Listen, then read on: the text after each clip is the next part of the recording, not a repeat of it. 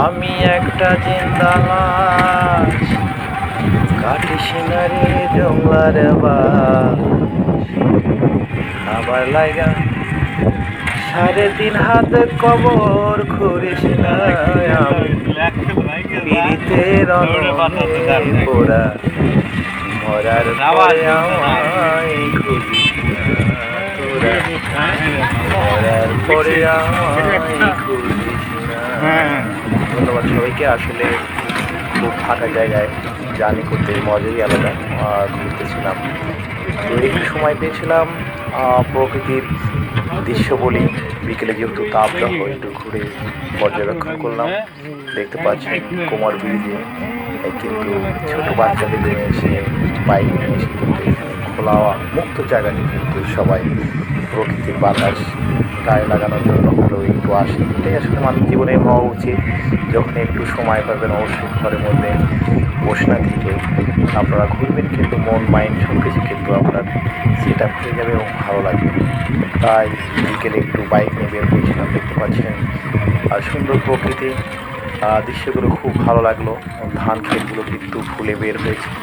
কিছুদিন পরে কিছু কিন্তু ধান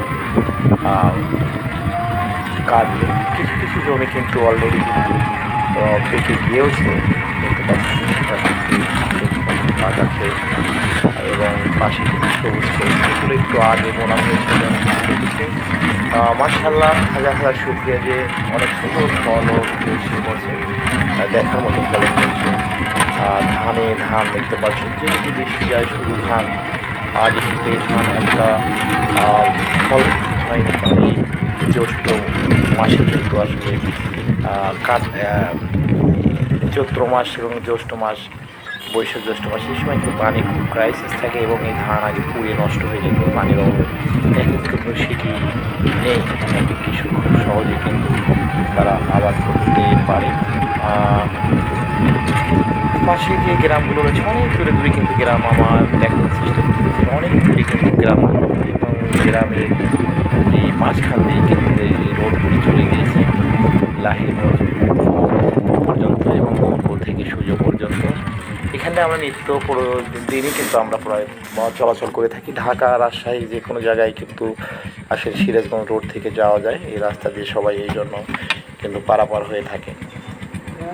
দেখতে পাচ্ছেন বেশিরভাগ জমি কাঁচা রয়েছে, কিন্তু আবার মুষ্টিময় কিছু জমি কিন্তু আসলে পেকে গিয়েছে এবং কিছুদিন পরে দেখতে পাবেন হলুদের সমারোহ এবং মানুষ কিন্তু কাজে ফিরে যাবে।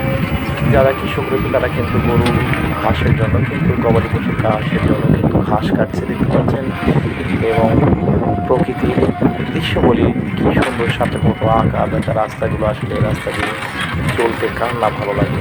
যেমন কোলাহলমুক্ত সেইরূপ কিন্তু প্রকৃতির 100% অক্সিজেন সমৃদ্ধ বাতাস এখানে কিন্তু উপভোগ করা যায়। তো আমরা ঘুরতে ঘুরতে অনেক দূরেই চলে আসলাম। সবাই আপনারা সময় পেলে কিন্তু বেড়াচ্ছেন। ধন্যবাদ সবাইকে, ভালো থাকবেন।